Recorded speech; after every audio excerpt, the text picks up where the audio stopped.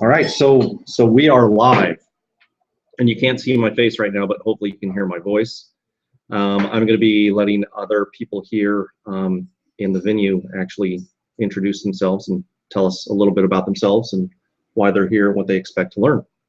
So we'll start with Pat. Hi, I'm trying to see if I have anything in my feet. I'm an artist who has aspirations of selling stuff, but I'm kind of overwhelmed with the whole billions of people out there are trying to sell stuff, and I want to be able to differentiate myself. So I have to figure out how to do that. Cool. And in the back, we have a new guest. Hello, my name's Bert. Hi, Bert. And I'm sort of new to the sort of internet world, basically. I was homeless for a long time, and I've recently have an apartment, car now, and I own a business.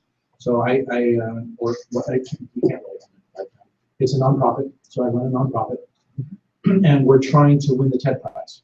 So I don't know if you're familiar with TED.com. Yeah. Oh yeah. They give $1 million prize for best new business idea. For the best wish for the world is their concept. So we're trying to win that prize, and it's a long, slow road. So cool. Awesome. Awesome. Don?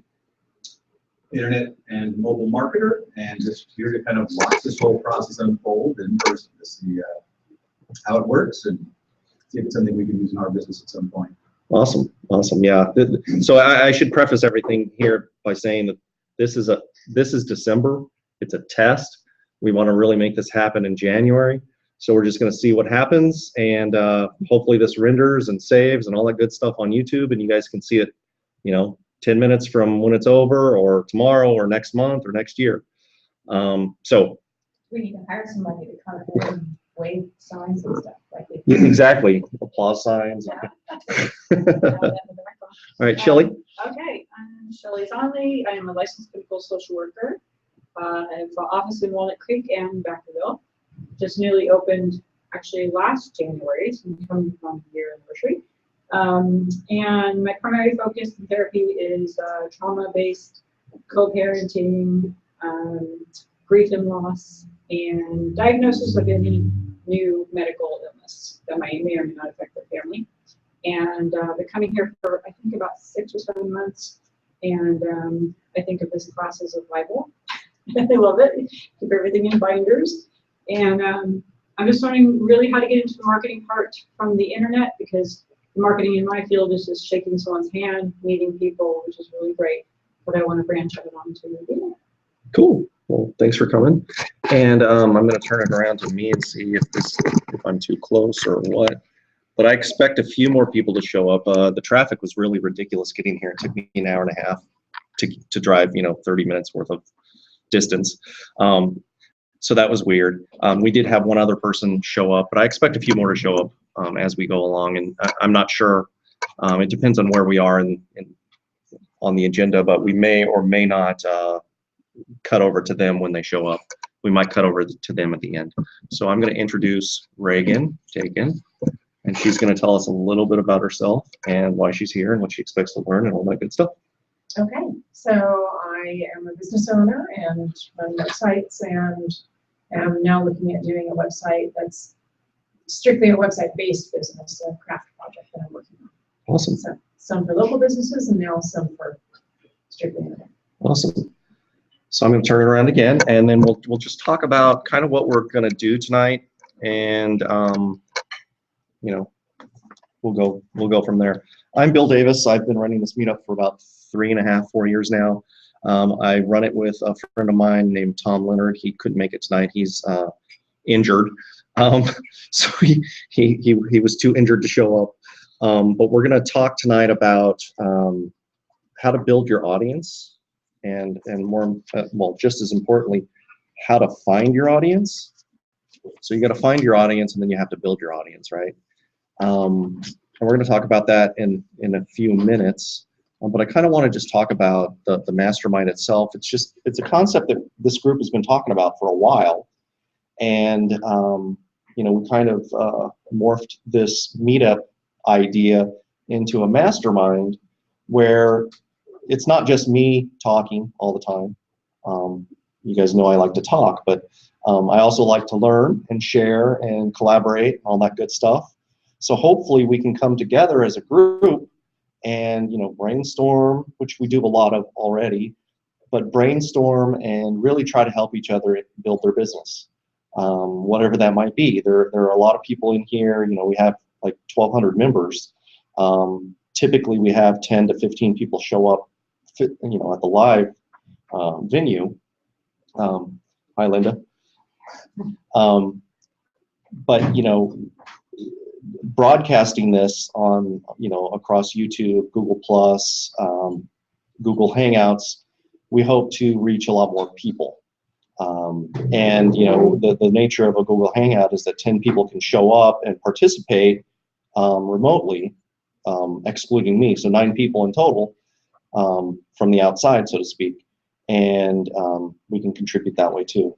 So I'm going to pan around and I'm going to say hi to Linda, and she's going to tell us a little bit about herself and what she does and all that good stuff. Hi, Linda. I'm Linda Toke, and at this point I am the majority an Amazon seller, working on some other things on the side, and kind of after the new year, rethinking a few things I'm doing and trying some new streams. Awesome, awesome, awesome. Well, hopefully we can talk about that a little bit later.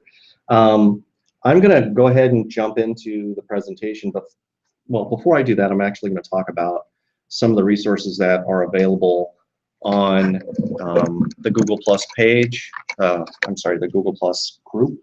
I don't know if you all have been able to join that, but you certainly can. And if you don't know how, I'll send you a link. Just email me and I'll tell you how.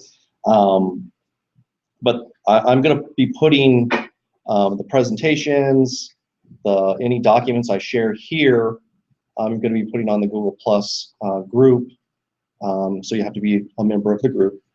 And I'm also going to be putting that on my website where there's a member login. So if you're a paid member, you can log in and get access to those documents. One of the documents I want to talk about, which you'll be able to get later or now if you're online, is a document I put together pretty quickly this morning, just to kind of go over a few of the questions that you might want to ask yourself when you're trying to find your audience. So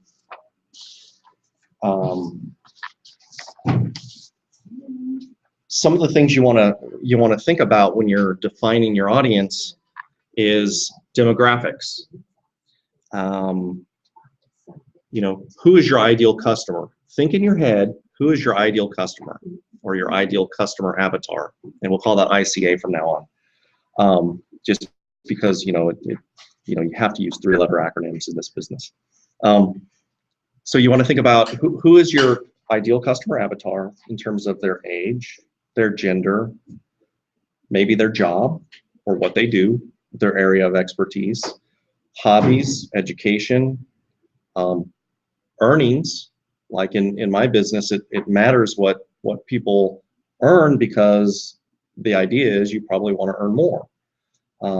Maybe you want to branch out into doing this full time or doing this more than just as a hobby, but maybe it's a side business, right? So kind of want to know where people are coming from in terms of what they earn, and maybe they want to earn double. Maybe they want to earn enough to pay a car payment, right? Want to know, their marital status. Do they have kids? How old are their kids? You might, depending on your business, you might want to know or define your customer avatar. And when I say that, I mean that one customer. You're going to have hopefully hundreds, if not thousands of customers, but you want to talk about that one customer that's in your mind, that person that you're appealing to every time you can communicate, whether it's by email, in a video, on a webcast, in a written document, whatever.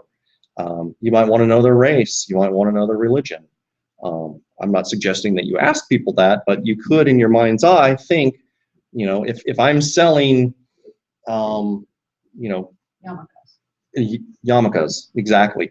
I want to know You know, my customer avatar is going to be somebody who's going to wear yarmulkes, right? So you kind of need to know their religion. You want to know their hobbies, whether they own or rent their home. Again, you know, you want to know what are they trying to, what goals are they trying to fulfill? You want to know where they live. You know, you may need a lot less in a rural area than you do in an urban area, right? The next thing you want to think about is, what are their goals? What does your ideal customer avatar want? What do they want to be? You know, at the end of it all, if they're as successful as they want to be, what's that look like, right? What's stopping them? You know, what obstacles do they face in terms of family, personal, professional, emotional? How does not reaching their goals affect them? Again, with their family, personally, professionally, and emotionally. How long have they been trying to achieve their goal? You know, answering all of these questions can really help you customize and personalize any offer that you make, any product that you make, any service that you provide. What would it be like for them if they finally achieved their goals? What does that look like? Is that a mansion on the hill? Is that a, you know, a little 3-bedroom, 2-bath house in Walnut Creek? What does that mean, right? So basically, you want to define your ICA using these attributes and more if you can. You want to really picture what a typical day in that person's life is. They get up, they feed their children, they clothe their children, they take them to school, they go to work, they have to drive an hour a day, it's horrible. You know, they go to a job where they hate their boss and they're not understood, and they have ideas, but they're shot down every single day, that kind of thing. Really, really picture that. And you really want to dive as deep as you can into who they are, what they want, how they live day to day, and how achieving their goals will change their lives for the better. Now, you can get kind of a head start on this process by looking at, you know, who are your current customers, if you have customers. If you're just starting a business, you may not have any customers at all. But if you do, you could say, who are my top customers? What are their attributes? And maybe that's where you can start, right? You can look at your you know, your top 5 customers and see that, you know, there's a common theme. They're married, they have a college education, they have, you know, 2.6 kids or whatever. And then think about, who are your favorite customers, because there's a difference, or sometimes there's a difference. And the question is, do they match? Are your favorite customers the same people as your top customers? And you might be interested in the answer to that. And then finally, I have some resources that I really like to use in finding my audience. And one of those tools is Facebook. You know, you can learn a lot through people who like your page. You can find out a lot of their demographics, you know, whether they're all the things that we just talked about, you know, college educated, married, own their own home, income levels, job types, that kind of thing. Amazon's another good place. If you find that you're, you know, let's say you're in the weight loss niche, right? And you go to, or the fitness niche, and you go to some place like menshealth.com, you can find out what their audience looks like, and then it's probably a good bet that your audience is going to be similar, if not very, very much the same. And all of those sites, all of those magazines, for example, have metrics on their site where you can find out what their audience looks like, because all of them want you to advertise with them, so they make public their audience information. Like, this is the average age, you know, it's 82% men versus 18% women, you know, that kind of thing. So you can look to Amazon to find out some of that stuff. A really neat site that talks about what I just talked about is a place called justmediakits.com. And they have all of the media kits for many of the magazines out there. And you can find out very detailed information about their audience. There's a place called BuzzSumo, which, how many people have heard of BuzzSumo? Just a couple. Okay, it's a place you can go to find what content is being shared the most on social media, Twitter, Facebook, Google+, LinkedIn. And it will give you information about, hey, maybe I could provide some of that same kind of content because it's resonating. If I find that this article, you know, how to lose 10 pounds in 3 days by menshealth.com is doing well with their audience, and my audience is similar, or I want my audience to be just like theirs, I could probably write some content like that using a similar title, similar subject matter, and I could maybe get some exposure that way. A really cool tool. So BuzzSumo is limited. You can do, I want to say you could do like 10 searches a day. I could be off on that number, but it's limited. After that, you have to pay a monthly price, and it's pretty hefty. What kind of criteria do you use for your searches? Well, so what I do is I look at what audience do I want to kind of mimic. So let's just say it's Men's Health. And then I could go to BuzzSumo and type in menshealth.com, and it will rank their content in terms of which is shared the most. And then I could just go from there, and I could kind of peel down. But it does come with a cost if you use it a lot. One that I just found is called Epic Beat, and the link is in the document that's out there. It's free, as far as I can tell. I searched 100 times today and they don't have any pricing information or anything, but their information is very similar to what BuzzSumo tells you. And it's very interesting to see what you can find there. So that's that document. I'm going to start the presentation now. So I'm going to share my screen. And let's see if we can make this work.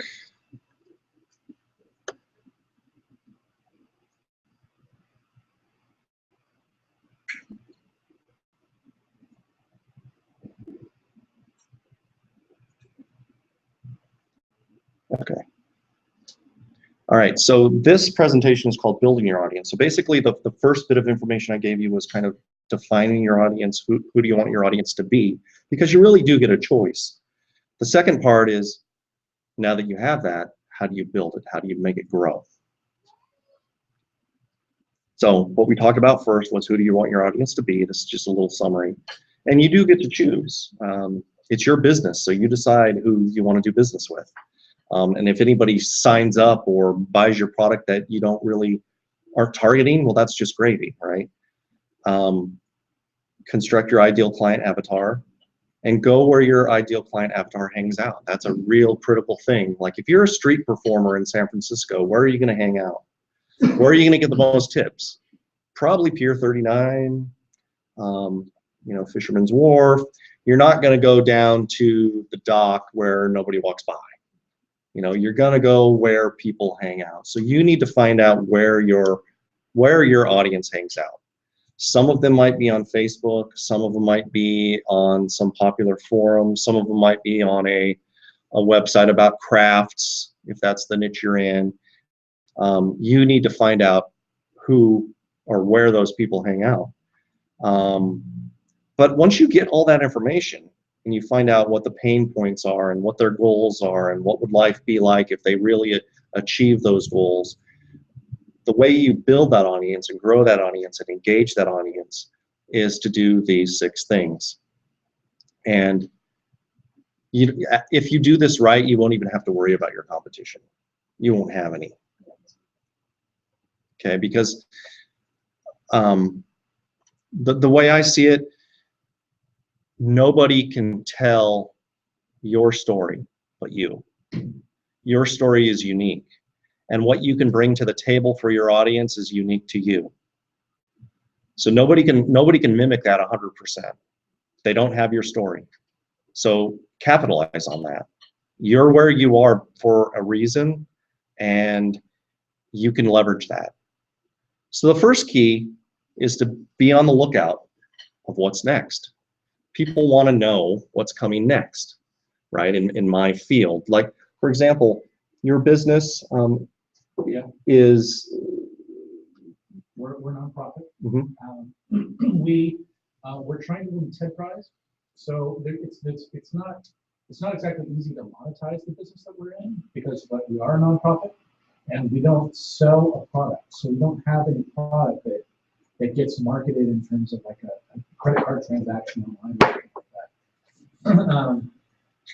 We would be building a TED audience basically, so we would be trying to build an audience of religious lay people that are interested in seeing the religious leaders of their community talk about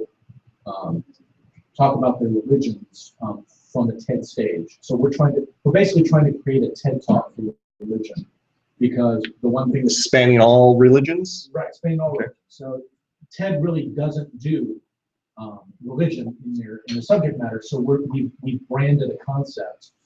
We're called Gifted. We're called the Gifted Mission. Mhm. And Gifted stands for Global Interfaith Tolerance and Education Development. Okay. And so we're trying to, TED has a concept called TEDx, where anybody anywhere can host a TED event and get filmed. And if TED likes what they film, they'll put it up on their website. So what we're trying to do is we're trying to create a brand called TED Gifted, where any religious organization can host their own talk, and then get posted to the TED website. Awesome. So that we're trying to create we're trying to create that opportunity for people through TED, and it's just that's what we do. Okay. So Okay. So how is it's a limited concept. Is it difficult or easier now that we have this kind of brouhaha going on about the Muslim religion and all that? Is that affecting your process? I don't think it really affects the process at all. Basically, religion is a protected class. Basically, you sort of get the idea once you start studying what religion is. You start to understand it's a protected class. It's a protected economic class, and that's the important way to look at it. As an economic class, it's the place where people are often investing their money. At the end of their day, many religious people, that's where they put their money. They put a lot of their money into their church. They put a lot of their money into their religious community, and it's a very they tend to be a little bit more suspicious. They tend to be a little bit more, and most of them are not. It's not money centric, so they're not looking to make money. They're not looking to do things that are motivated on. I like to make more money, or I like to do more things, or I like to take more vacations. They're not acting like that. They're thinking we want to give to our communities. We want to provide for the homeless. We want to make sure that people in our communities are clothed. We're working towards peace and justice.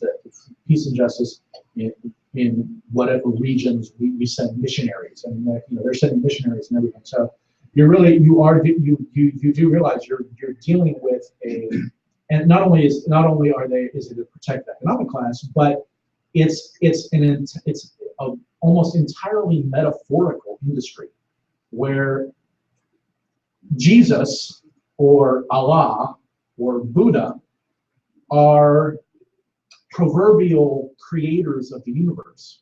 They're these godheads that supposedly are responsible for the entire universe. They are the universe, and you can pray to them and ask them for things, basically. And I'm not one of these very religious people, basically.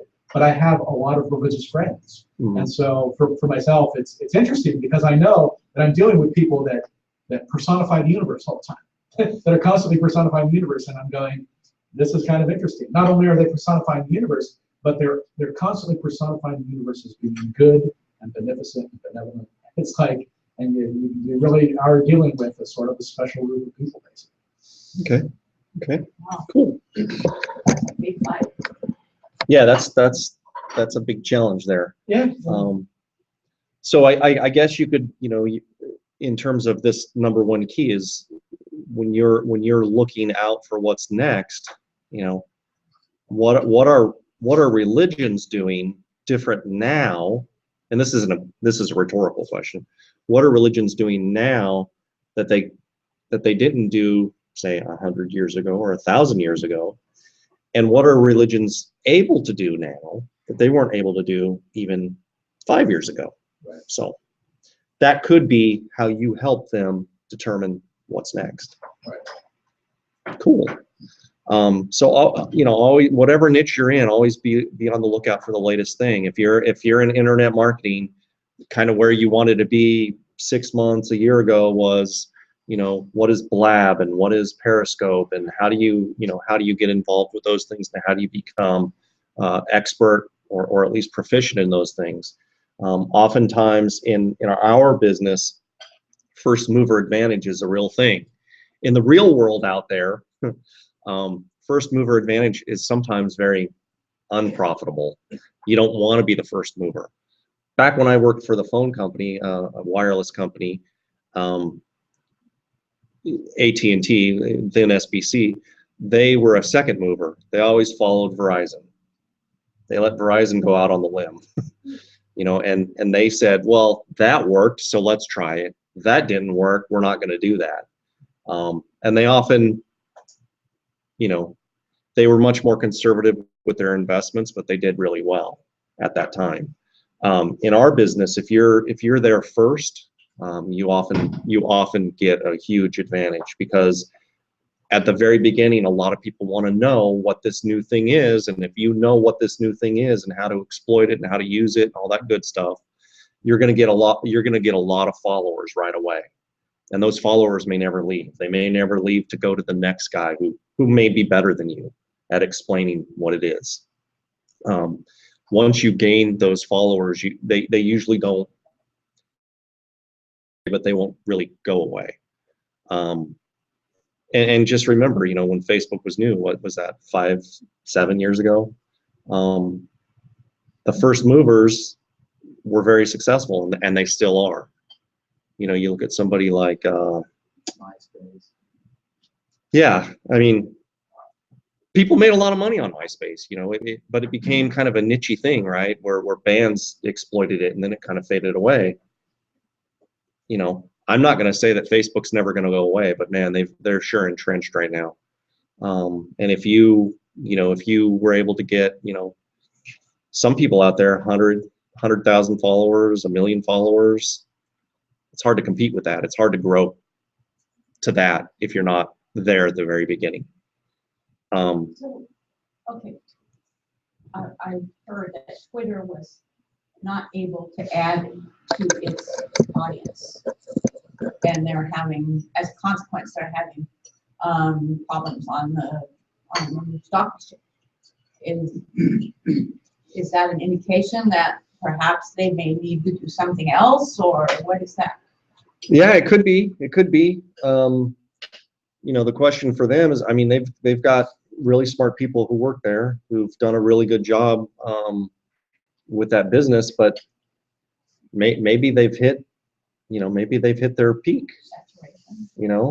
I mean, as it stands right now, Twitter's is and has always been somewhat limiting, right? You've got to be, if you're going to sell on Twitter, you've got to be well connected, and you've got to be, I think, a very good copywriter. Very concise. You have to be very concise. You have to get your message out there in 140 characters or less.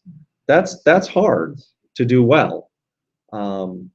It seems as though, at least to me, that Twitter is kind of like, I'm not saying that you can't sell on there, but it seems to me that that's the place, or that's a place where celebrities go to,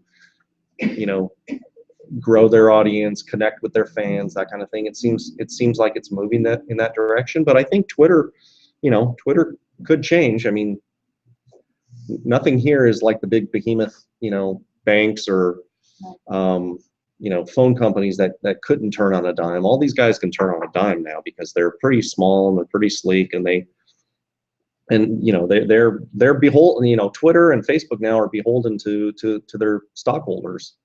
So if they don't do well, people are going to leave. forcibly. So I'm sure they'll figure it out.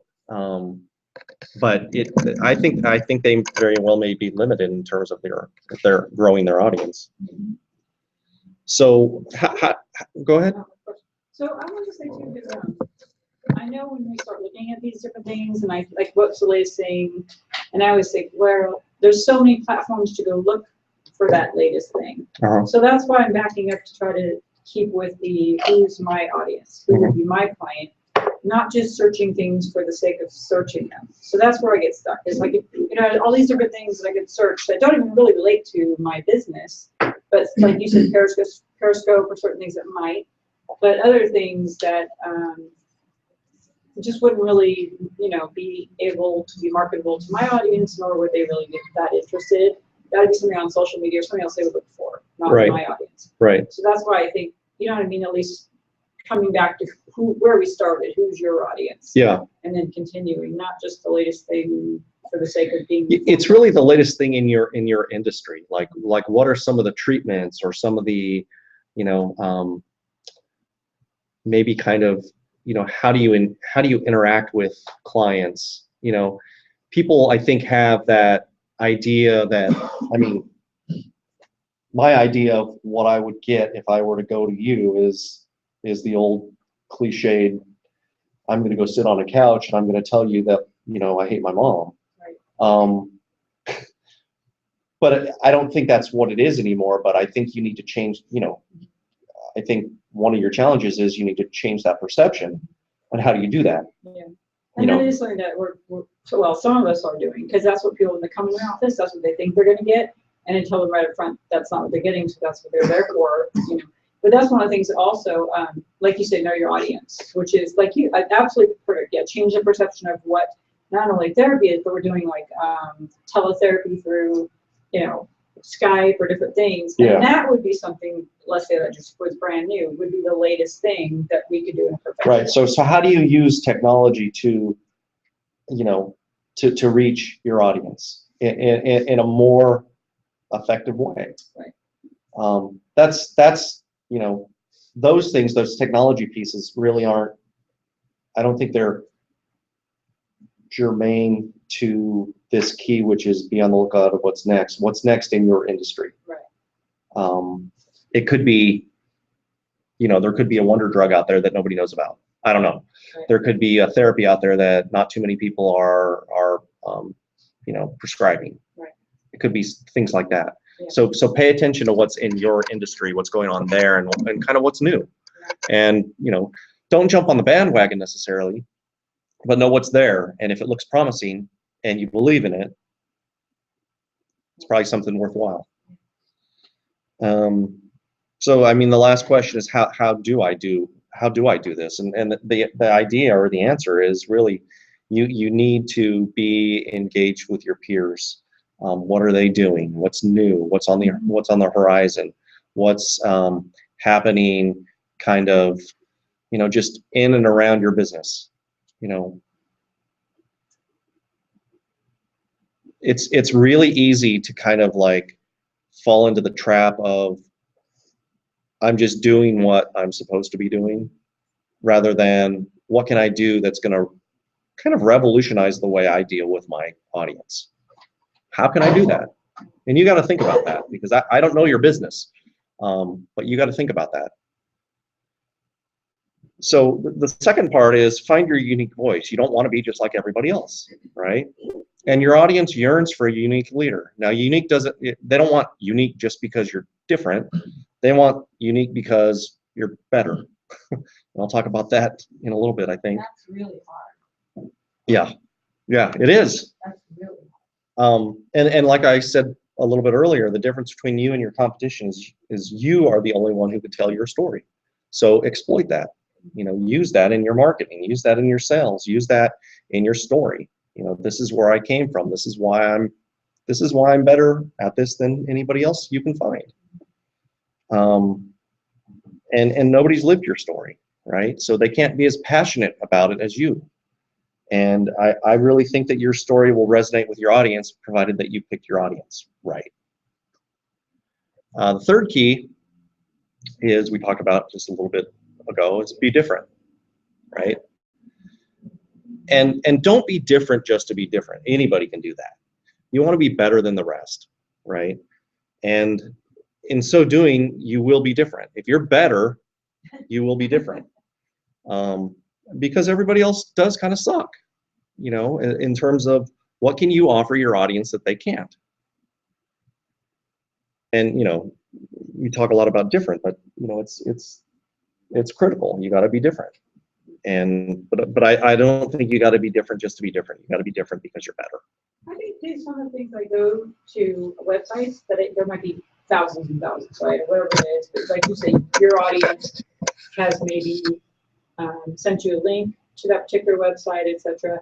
And even if it's something on, you know, anything that we do, arts and, you know, nonprofits and different things and crafts, I think it's how to put your passion through your website or videos or your blogs.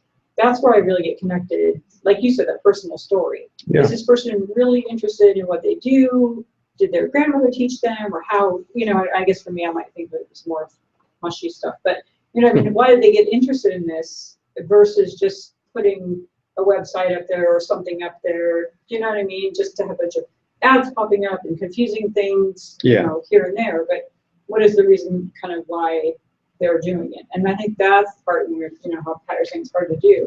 But I think that's a part that I keep following that person. So then if they venture out or if they pick something, you know, that's like, oh, check this website out. I've already, like you said, kind of been a follower of theirs. If they, you know, showed me things that are really passionate. So I'll follow that person and then, you know, branch out from there. And I know particularly with my industry, there really is not, as much as you think there is that much social media or that much marketing, there isn't, because it is that old perception of one person in an office seeing one person in a group or a family. So as much as people have tried to get on the internet with it and tried to create groups that actually physically have to drive and go sit with each other for a 2-hour meeting, nobody has time to do that. It's been, a lot of people have been trying to do it, and for some reason it's not working. So that's why what I'm hoping to get out of this is knowing how to make it work and how to share it with other people so it works for them. Right. No, that's good. That's good. So, you know, all of this takes hard work. You got to research your audience, who they are, who's my ideal customer avatar, how do I be different, how am I better than everybody else, you know, all that analysis, a little bit of introspection. It's all hard work. So it does take effort. But then again, using that word again, different, nobody else works as hard for your goals as you. So if you want this to succeed, you'll make it happen. And of course, hard and smart work trumps hard, and it also trumps smart. You got to be both working hard and working smart.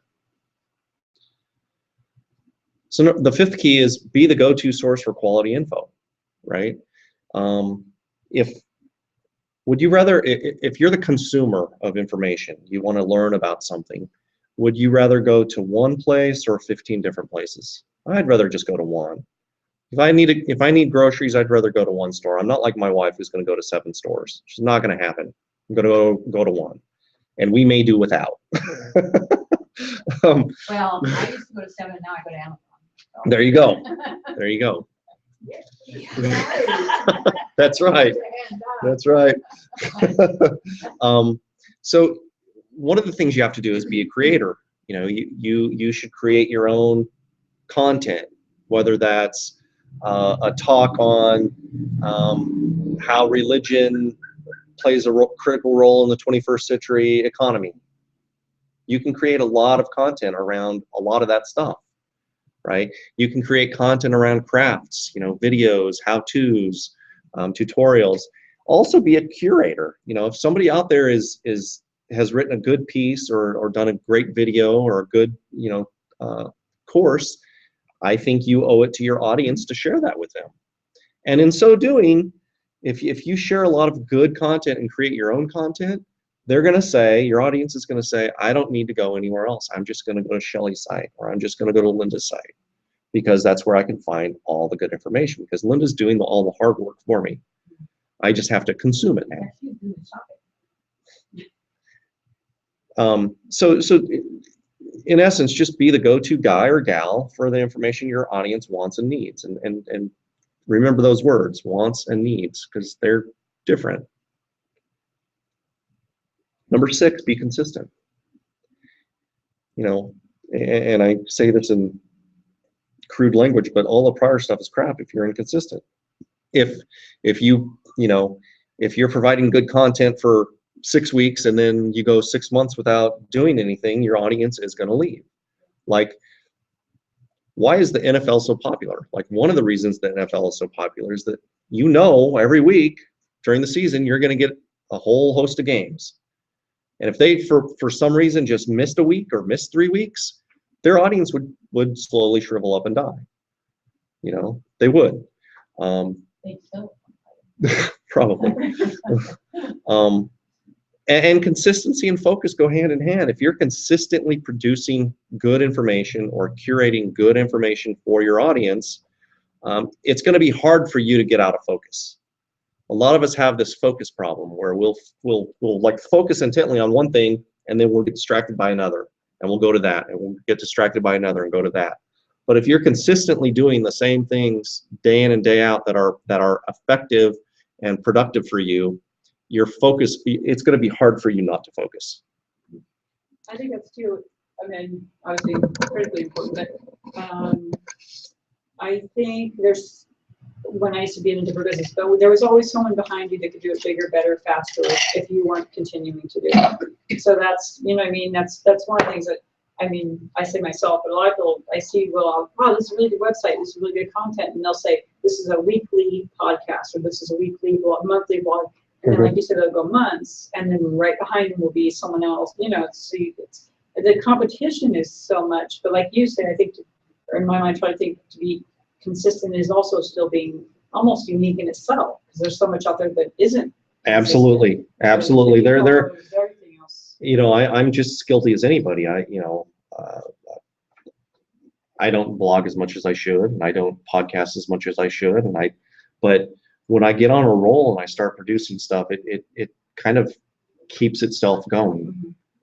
So, like you alluded to, I think one day your lack of focus and your lack of consistency will betray you. It'll get to you, and somebody who's doing it more consistently and better than you is going to win. They're going to win your audience. That's why someone had told me, schedule it like a client. Like, you know what I mean? That is your client for that period of time. So schedule it like that's your client. Absolutely, absolutely. So in summary, you know, number one, always seek upcoming trends. You know, look for them. Try to predict what's going to happen. Number two, speak on your own terms. Be unique. Have your unique voice. Number three, be different by being better. It's easier said than done. Number four, it takes hard work, like everything worthwhile. Number five, be the go-to source for your audience's needs. And number six, be consistent. And I think that if you define your audience and you provide, you know, at least portions of these 6 keys, you're going to do well in whatever it is you've chosen to do. Just real quickly, these are some of the resources. You can see them on the presentation later, but basically there's my website. I'm on Facebook. I'm on Twitter. I do have a Facebook group that you can join. And now I'm gonna turn the presentation off, and I'm just gonna open it up to the group, and we're gonna talk about this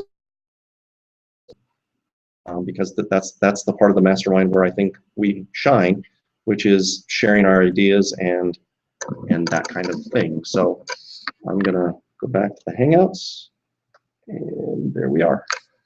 So any feedback, suggestions, ideas, questions? Not everybody at once. Yes, Pat. I'm always jazzed when I come out here, but then inertia strikes.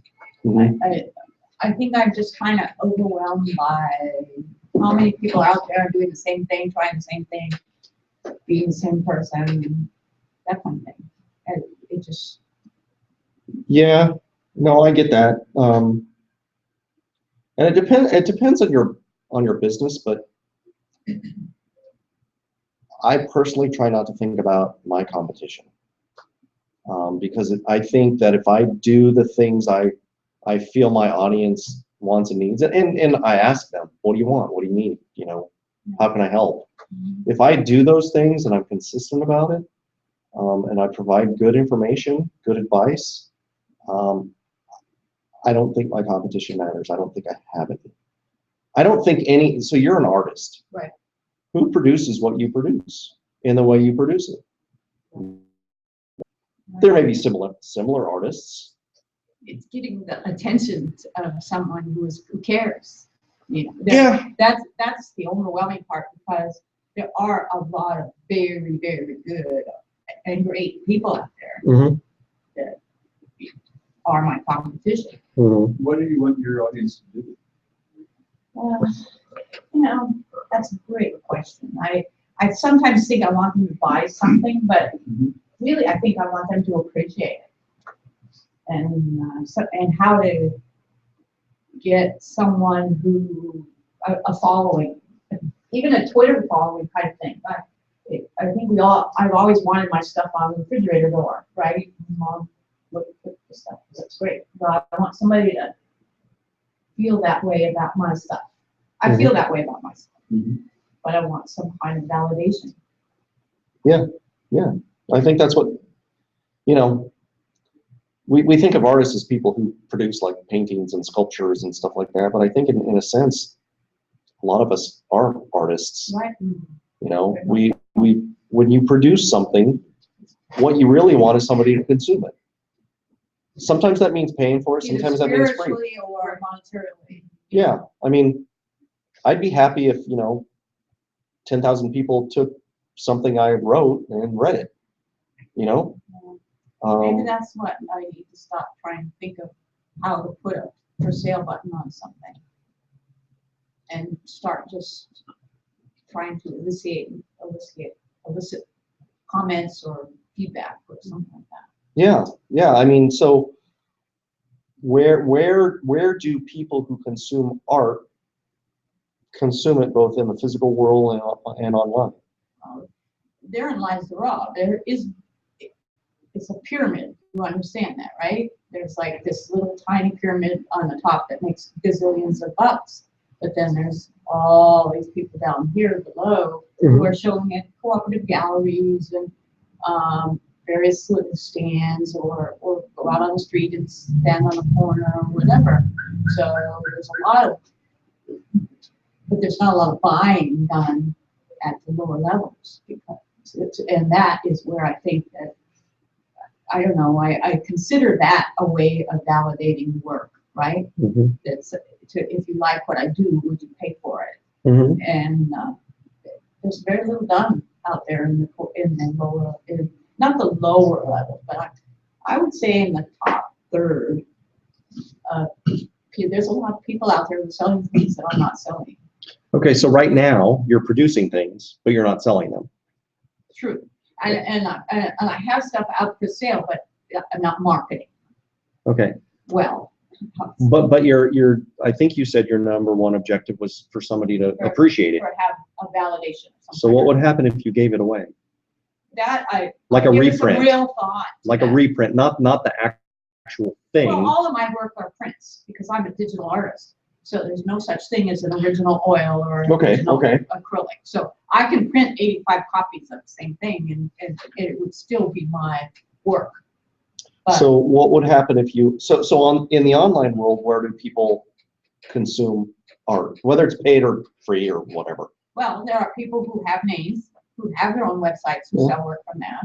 I do a website for a woman who sells work very well. But she has a recognized standing. She has a recognized following. People. But are there like art sites out there where I could just put out my art and people could look at it? Oh yeah. Are you doing that? No. Well, that's where I'd start. Sounds like a Another good place to possible. start. Are those like the iStock photo type? Yeah. Where they're, Yeah. Oh yeah. you can basically put things up and people will download them for backgrounds or for their own. That's a great idea. Yeah. That kind of thing. There's it's an interesting way to get it out there, and the gate of entry for cost is fairly low depending on the size, right? Right. If they want to buy a little one, maybe it's a couple bucks. As it goes up, maybe it's $15, but that way you'll get a sense of what's resonating. And if somebody likes one of your pieces, they're likely to look and see other things you've done to see if they similarly Right. translates. So That's a great idea. Another thought about that is places like lulu.com where you can take art that you create in collections and then make it into different things like calendars or, you know, things like that that lend themselves to like a small collection of your work, and then put those up for, you know, put them up for sale and see how they do. People buy That's great. off of places like, there's a cafe, does Cafe Press do that kind of thing too? But I know lulu.com. Yeah, I mean, I think it's just a matter of you going out and doing a little bit of legwork and finding out what sites you can display your art on, and as a bonus, can sell your art on. I think it's really hard for you to create a website where people are where hordes of people are going to go and visit and buy your stuff. I think that's hard. Because they don't know me. They don't know you. They don't know where to look. What am I going to look for? Right. You know, but if I see your work in an online art gallery or a wine festival or whatever, you know, to me, art is, I mean, you got. I have hard work hanging in places, but it's getting the audience. I think that's the issue. Yeah. Ever consider taking one of your pieces and doing a video and explaining how you came to make the piece and what it means to you, put some poetry with it, do something that elicits feeling that goes with the art, that encourages people to want more of that? I think that's a great idea. I think it's a really good idea too because of the digital piece. 'Cause when I did photography and I absolutely loved it, I still to this day do not know how to convert to digital and still want it to look like, you know, a real beautiful piece of art without doing too much Photoshop or too much, you know what I mean, where it's still the original piece. All of my work is pretty much Photoshop. I But use I didn't the know you painting process. Yeah, I guess knowing how to do it Yeah. was something that's still original versus just creating it everything on Facebook. And you said you do have things hanging local, like within your, because I was gonna say this, and for some reason just I thought about art, but or you mentioned art. I have a friend Lily who just on Facebook posted something she painted. She's never been an artist, never knew. He said, "Where does all this come from?" She's like 37-year-old. And somebody saw it, and then they contacted her. So you never know if that one That's piece great. they'll contact you and say, "This is something, you know, that really, you know, resonated with me or spoke to me. Do you have anything else like this?" I mean, Andy Warhol, 4 cans of soup. It wasn't the most interesting, but you know, I mean, big fan of it. My thing is, this wasn't a masterpiece, but you can edit that. But you know what I'm saying? You know, it was just his, you know, eccentric and his name, why he did it, his story, and so I think that's definitely something you can do. I never know who's going to see that one piece and bring it up. I do put stuff out on Facebook, and I do get some feedback. Usually it's from friends and family, although a couple of people have said something. But yeah, that's something good. And the beauty about what you do is, like you said, it's you can produce as many pieces as you want. Right. So I mean, in some sense, art is made more pricey for its lack of, you know, quantity. But if you're just trying to get people to see what you do and appreciate what you do, the digital form is really good. And I would take, you know, all of these suggestions and really investigate those, because places like Lulu, iStock Photos. I used to sell photos on iStock Photos, and you don't make a lot of money, but if you build up a good amount of work, you know, you'll earn a couple bucks here, a couple bucks there. Pretty soon you're making $200 a month, and you're not doing anything, you know. And then you just scale, you just add to it. Okay. So that's, yeah, those are great ideas. Thank you. Yeah. What else you got?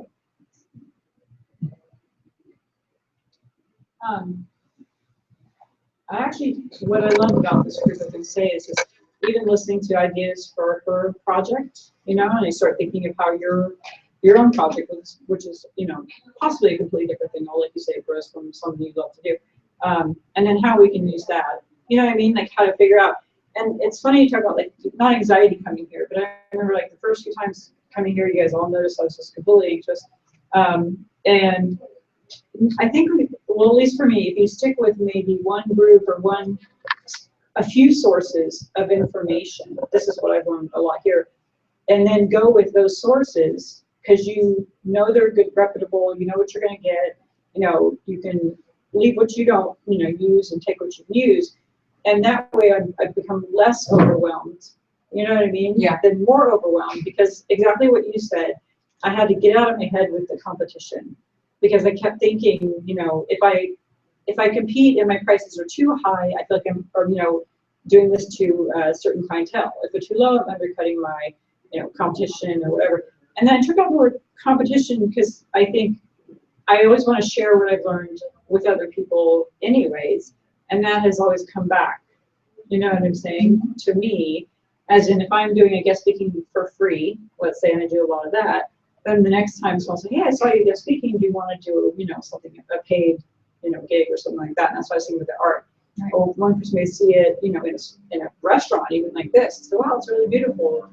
Do you want to do a show, or do you want to put stuff in my restaurant, and that sort of thing. But that's what I love about the interaction of the group, is taking the ideas that are talked about and then applying them to what your business is.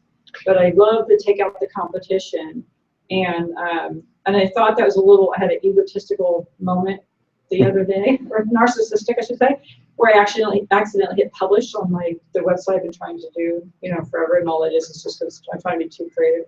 And I thought, oh my God, everybody's going to see it. And I thought, who the heck's looking for that? Right that second. And there's that narcissistic moment where like, oh my God, now 1,000 people saw it. I had to laugh to myself thinking, you know, those are some of the, you know, kind of a joking mistake, but it was true. I just freaked out and I thought, what if they did see it? You know, what? Right. Yeah, the mistakes of that is, I thought, no, that's why I laughed about it. So big, you know, big deal.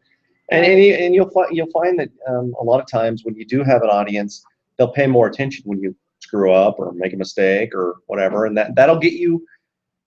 You know, you got to be human. People make mistakes. What's that? You become human. Right. Yeah, and people don't want somebody. I mean, I don't really want a mentor who's like godlike. I want somebody who's just like me who can help me out.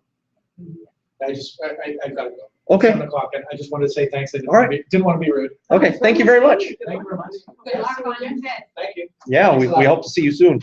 Yeah, we'll see. It'll probably take a few years, but I have a potential investor, All right. which would give me a lot more money than most people would care to believe. Basically. Awesome. A lot Awesome. of money. So Best of luck. thanks. All right. Take care. That's a big undertaking. Yeah. I think with the nonprofit is interesting though, because I think, at least where it seems like it might be going, he would, because this is of his personal story, and that's, you know, you talk so much about that. I'm wondering if it'll branch out to how those religious communities can help that specific community. And then he's saying also kind of combined together, so we're not like everything in competition.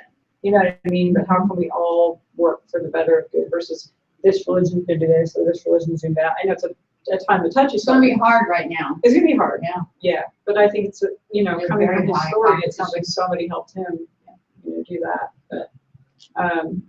But yeah. So anyway, I love the fact that I got rid of the competition part.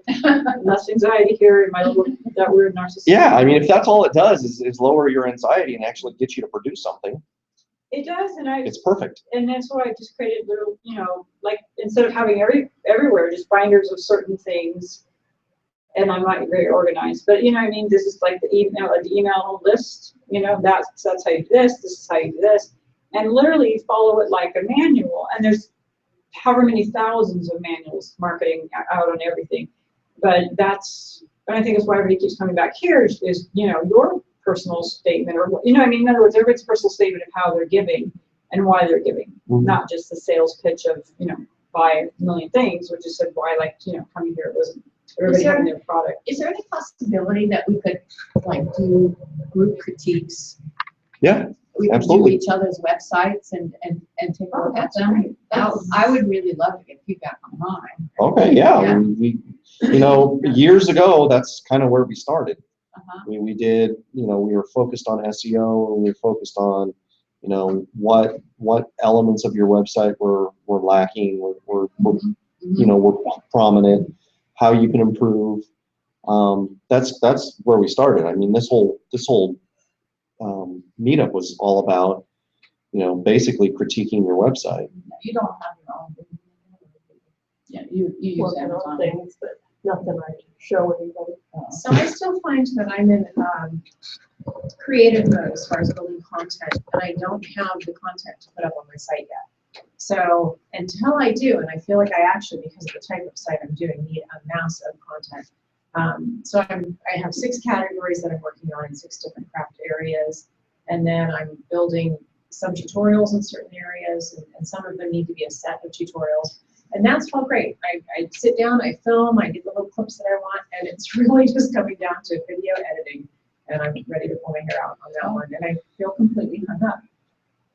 So I'm trying to get through that little, part of it might just be the fear to publish finally, but part of it's just very particular. Like, I just don't like this piece here. I want, music in the background, and, just little things that the editor won't do, but I'm trying not to over pick these apart because I'm putting up videos on YouTube and I've seen quality. Some are fantastic, some are really bad, and mine are decent. So I have to figure out how to get beyond this pull the trigger part Yeah, of this, or find a better editor or something. Well, it's always easy to blame the technology for you're not doing something. I mean, I've done it. Oh, It's I like, know. And I don't have the right membership software, so I'm not going to create this membership site. Well, you know what? You can create a membership site with email. You Right. just email people stuff when you want to send them content. Yeah. You don't need a website for Especially if that. you only have 10 members, right? Well, Yeah. The other thing you mentioned too, to just tie on that is, I am trying to build 100% of my content, but, and I've mentioned this or asked you about it before, but being a curator of content, of others' content, I don't know how I can go about doing that? Can I pull my 10 favorite how to do this, particular item, and just build a blog article around that? I would absolutely do that. So first things first, don't get hung up on the idea that I don't have everything I need in order to make it. You're not launching a product. Right. You're putting stuff out there that's going to help people do something. So would it be better for you and your audience to always be adding to it? Yeah. I just feel like the initial push, there should at least be something in every category. Something needs to be present on the site. I'm going through an experience with Weight Watchers. Now, there's a major company, right? They just changed their philosophy entirely, and their website wasn't ready.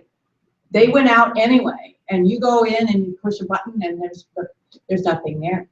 So, I mean, but the substance that we're doing is there, but the side stuff isn't. So, I mean, if they can do it, you can. Certainly. But my initial push to draw any traffic to the site will be through doing the YouTubes. My push is that they find me on YouTube, and then maybe go see my site from there. So if I don't have the YouTube yet, then I'm, step one. It sounds like you have several. Can't you put out part of them?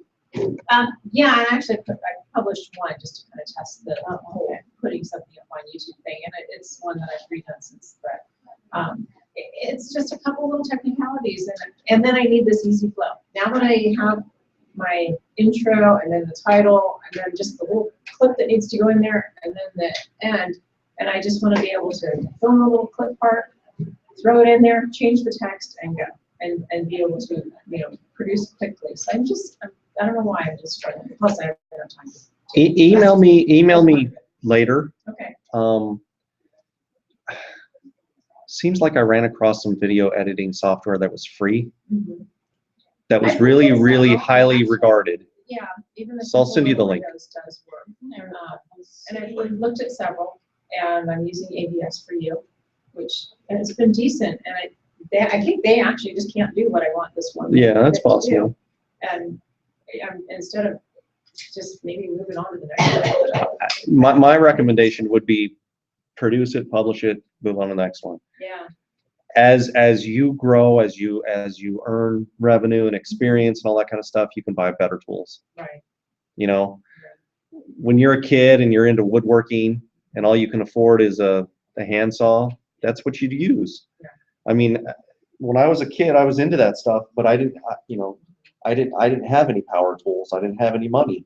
So I bought a table saw, but I didn't have a table saw stand. So I made a table saw stand without using a drill. It was all hand screwed in wood with long It was screws. probably a very And I quality piece. had like Very bloody dangerous piece. palms and blisters and all sorts of stuff. But it's still standing. Yeah, that sounds like it's a monument to society. So, just do bits at a time. Don't wait to be done, because A, you'll never be done, and B, what if you are? You wasted Right. 6 months. Exactly. You're not going to Yeah. get like 50 million people to look at your stuff right away anyway, so you might as well get a trickle at first, and they're gonna wait. Yeah. They're gonna want to see more. It's always astonishing that Gabriel didn't blow his trumpet when I put my website out. I know. If you build it, they will come. That doesn't work. Thank you. Sure. I'm gonna see you. All right. See you later, Pat. You got all your stuff this time? No guarantees. Linda doesn't want to keep it for a month again. No, well, it's my storage, my backup storage. This way it has a double card, so you can store people's stuff. Yeah. That's They my lose. card. Can't store the seats, I was thinking a few things too, and that's where I was thinking about having people, not so much critique, but give you ideas, because we were talking about bringing stuff in. And I know a couple months ago, I had said, I was talking my language, in my therapeutic language and stuff, and I think it was Bill or someone had said, how would you say that as a client, how would I research that? Right. And it wouldn't be in my terminology as I was speaking to colleagues, it'd be, someone to research it. So I love the idea of bringing stuff here as a critique, because, you guys are in my particular field, so you would say, as a client, how would I define this if I'm using those terms? But what I was thinking with your video, I'm wondering if you post what you have and there's things that might be, like for you, not perfect or not missing. I wonder if someone would then I would think maybe people might email you and say, is there, Take that off. no, not critique, but as in, how do you do this last part, or is there a next part, versus really being a video, if people are sitting around being video editors, like we're not, do you know what I mean? So I might not even see what you're talking about. Exactly. Yeah, I might just be interested in what's the next step of building something, being that. Yeah, the things that have to happen, the absolutes, they're working great. The lighting is good. You can clearly see what my hands are doing. I've got, I figured out where the camera goes and how to get rid of shadows, and all of that is fantastic. So this little clip, I'm happy. Yeah. I just want to package it properly, and part of it isn't so much just the one video. I want this package that's ready to go, so that I don't think about it ever again. Right. I just grab the clip and put it in there and change the text, and then I can really move and just do as many as I want to do. Because I probably have 8 or 12 clips that are ready to go. Right. So it's just getting, and I know once I get my head around this piece and once it's done, that's going to go very quickly. Yeah. That's where I struggle too, though, is just getting that one thing out there. But that's why I say is like, as I come more and stop searching out all this other marketing stuff and all this, you can go crazy on how to make things perfect. And that's what I'm really learning here is it's never going to be perfect. Like you said, it may, no one's going to even see that, maybe it's not even see that little thing. But it'd be far more interested in the content and it coming from you than what else, And I feel like the rest of the background is there. The site's up. I've already enlisted all the social media. I've already set the accounts. They all have the right name on them. I already have the affiliate marketing. I already have the membership, set up. Everything that's Would you like to come work for me? I mean, I have know you jobs. know that. That's the part I Two mean. businesses in So Yoga. so I'm so busy. so just do it. Just get it Yeah. out there and Yeah. think of it. I mean, I've written some books and think of it in terms of I'm going to write a chapter and I'm going to throw it out there. And if I I'm going to really write hate it, chapter I can 2 and I'm going to really throw it out address there. it later, right? Yeah, and when I have 12 chapters put together, I'll package that into some kind of product and I'll sell it. Yeah. Okay. Because the neat thing about our business is we can package and repackage. You do that with Amazon too. You take one thing and you add 3 things to it and you make a package that's unique. Yep. Nobody else is selling it. And even if the 4 pieces of the package add up to $10 in cost, you might be able to sell it for $100 or something, Right. because it's unique. Nobody else is doing that. And convenient, yeah. I mean, again, it's like a one-stop shop. for this thing, because nobody else is doing it this way. But you noticed maybe in your market, that people want that. People want these 4 things together, but nobody's providing that. It's like, good God, when you buy ink for a printer, they don't make it really easy for you to buy all 5 ink things at once. Yeah.